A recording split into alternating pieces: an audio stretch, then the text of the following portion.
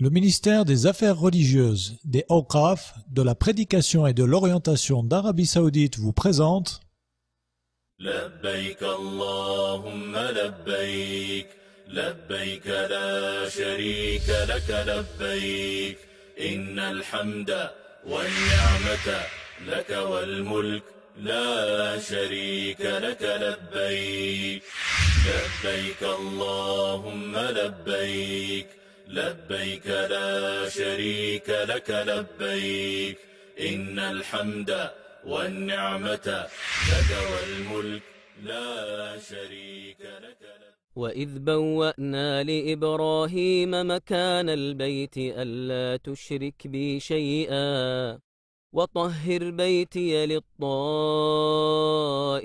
والقائمين والركع السجود وأذن في الناس بالحج يأتوك رجالا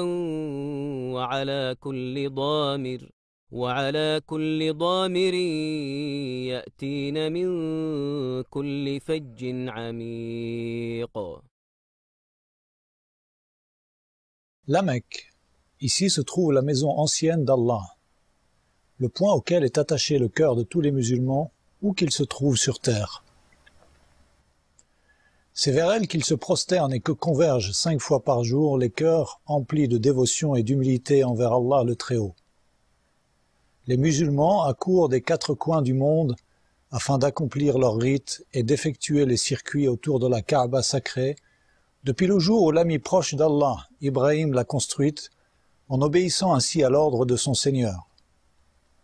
Ils s'y rendent pour répondre à l'appel d'Allah qui les invite à accomplir le pèlerinage à la maison sacrée, car la Kaaba est le premier lieu d'adoration qu'Allah a instauré aux hommes.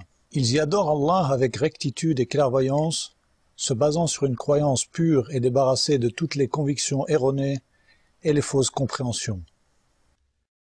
إن أول بيت وضع للناس للذي ببكة مباركا وهدى للعالمين فيه آيات بينات مقام إبراهيم ومن دخله كان آمنا ولله على الناس حج البيت من استطاع إليه سبيلا ومن كفر فإن الله غني عن العالمين.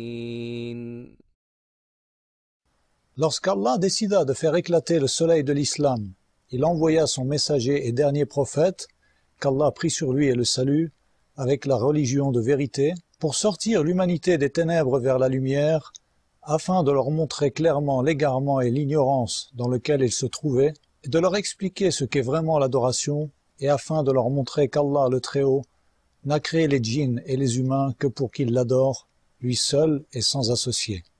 سمع الله لمن حمده ربنا ولك الحمد.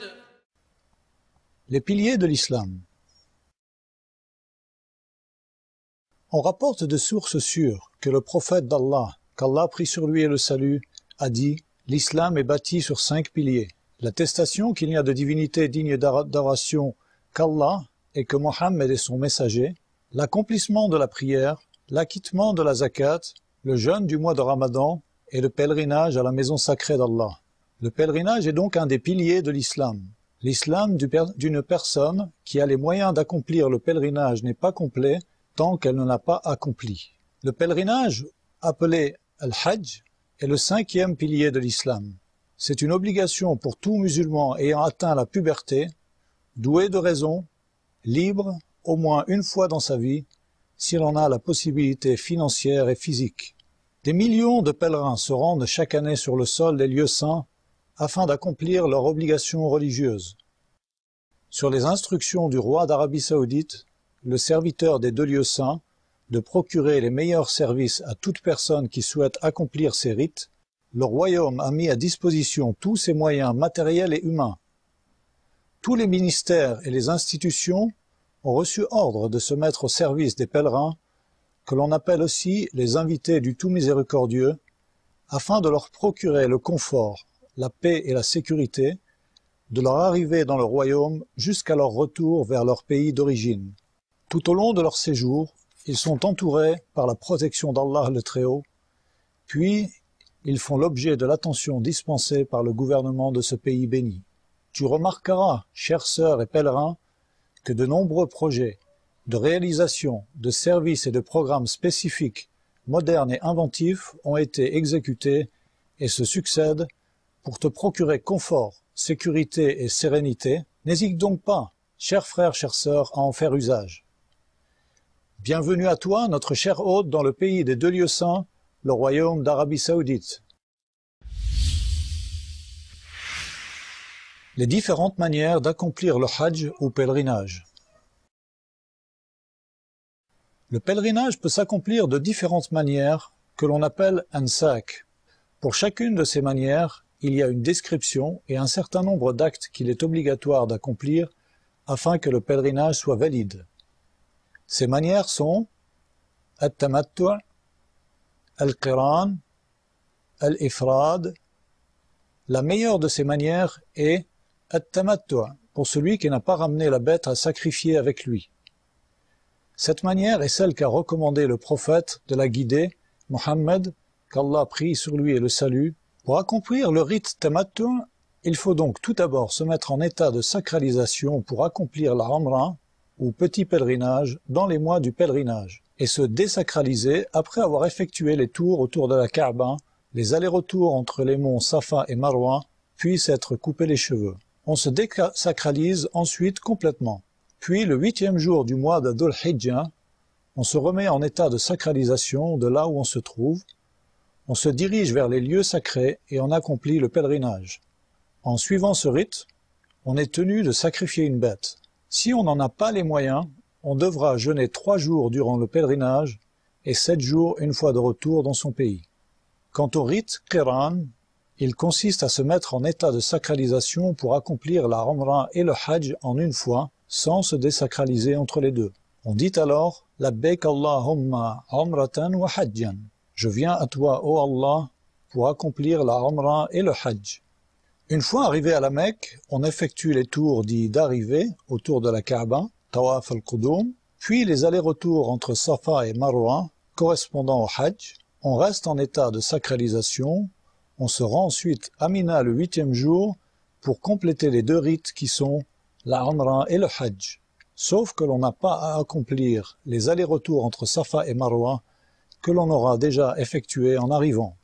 En suivant ce rite, on est également tenu de sacrifier une bête, et si on n'en a pas les moyens, alors on doit jeûner 3 jours pendant le Hajj, et 7 jours une fois revenu auprès de sa famille. Enfin, le rite Ifrad consiste à se mettre en état de sacralisation pour accomplir le Hajj seulement. Une fois arrivé au point d'entrer en état de sacralisation, on dit « Labbaik Allahumma hajjan » « Je viens à toi, ô Allah, pour accomplir le Hajj ». Arrivé à la Mecque, on effectue les 7 tours autour de la Kaaba, les allers-retours entre Safa et Marwa, et on reste en état de sacralisation jusqu'à la fin des rites du Hajj. Celui qui effectue le pèlerinage de cette manière n'est pas tenu de sacrifier une bête, car il n'effectue pas la Umrah et le Hajj en un seul rite. La meilleure manière d'accomplir ces rites sont dans l'ordre At-Tamattu', puis Al-Qiran, puis Al-Ifrad.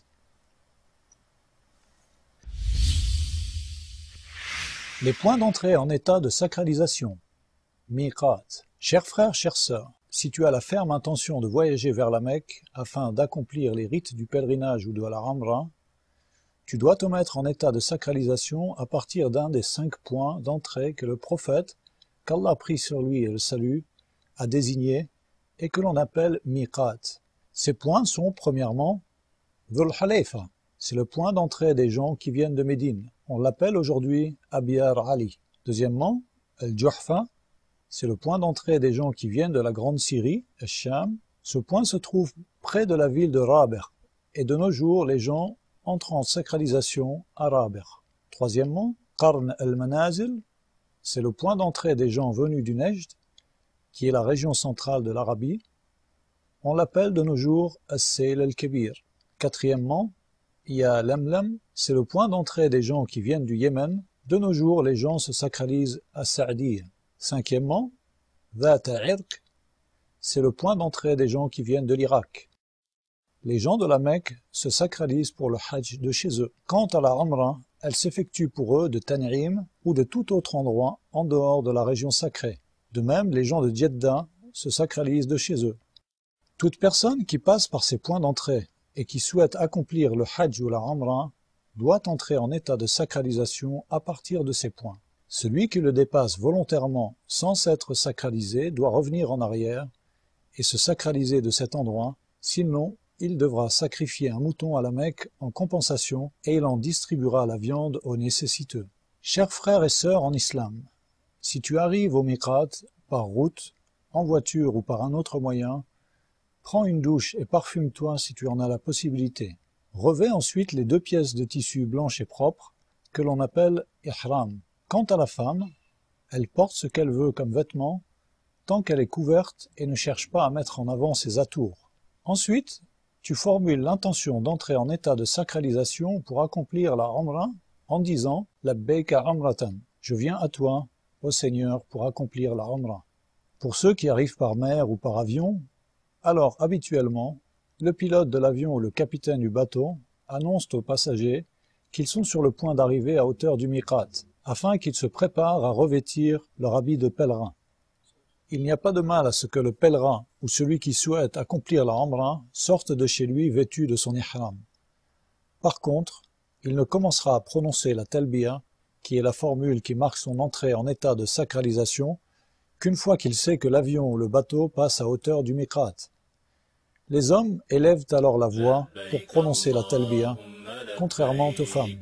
لبيك لا شريك لك لبيك إن الحمد والنعمة لك والملك لا شريك لك لبيك. Les interdits liés à l'état de sacralisation.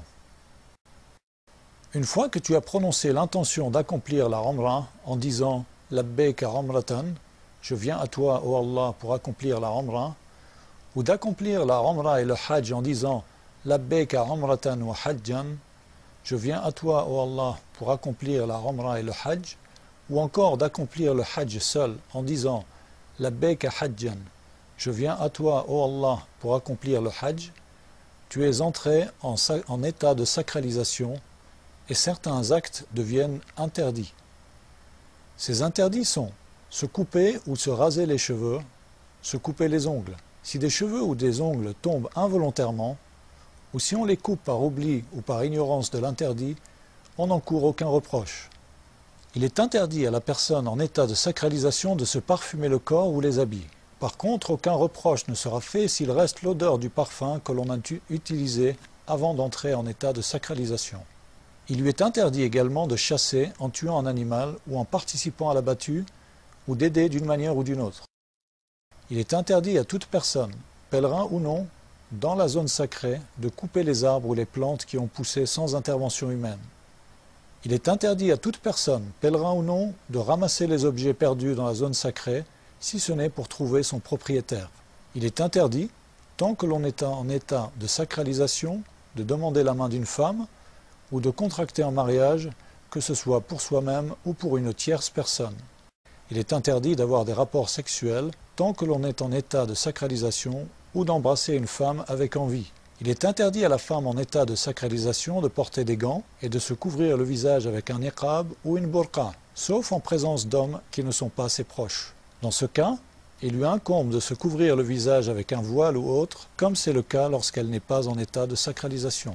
Quant au fait de se protéger du soleil sous une ombrelle ou le toit d'une voiture, ou de porter ses bagages sur la tête, il n'y a pas de mal à le faire. Si le pèlerin se couvre la tête par oubli ou par ignorance de la règle, il lui incombe de se découvrir la tête dès qu'il se le rappelle ou dès qu'il prend connaissance de l'interdiction, et il ne lui en sera pas tenu rigueur. Il n'est pas autorisé aux hommes de porter des chemises ou tout habit qui épouse une partie du corps ou tout le corps, comme le caftan, le pantalon, le turban, les chaussons en cuir qui remontent jusqu'aux chevilles, et au cas où on ne trouve pas de pagne à mettre autour de la taille, alors on peut porter un pantalon. De même, si on ne trouve pas de sandales, on peut porter des chaussons, il n'y a pas de mal à cela. Il est autorisé de porter des sandales, une bague, des lunettes de vue ou de soleil, une montre, des écouteurs, une ceinture, une pochette pour garder son argent et ses papiers. Il est autorisé aux pèlerins de changer d'habit, de les nettoyer, de se laver la tête ou le corps, et si en faisant cela, il perd des cheveux ou des poils, ou s'il se blesse involontairement, il ne lui en sera pas tenu rigueur. Il n'existe pas de prière à accomplir au moment de se sacraliser, comme beaucoup le croient à tort. Le pèlerin, ou celui qui souhaite accomplir la Umrah, se doit de respecter les obligations religieuses qu'Allah lui a imposées, comme la prière en groupe à l'heure prescrite. Il doit également éviter de désobéir à Allah, de commettre des péchés, d'avoir des rapports charnels ou de prononcer des paroles vulgaires et déplacées, et ces interdictions incombent à tout musulman.